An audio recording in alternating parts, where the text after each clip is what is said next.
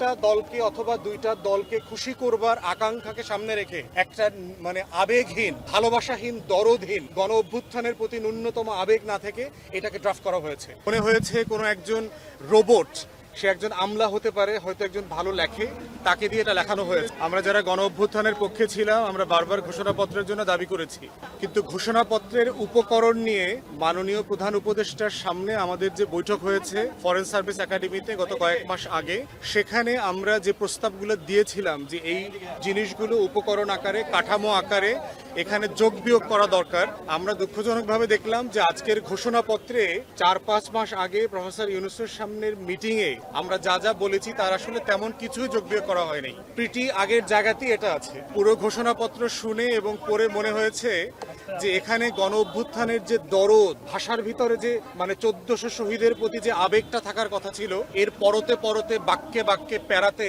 আমি সেই কোনো দরদ দেখি নাই। শব্দগুলো পড়ে সেটা মনে হয় নাই।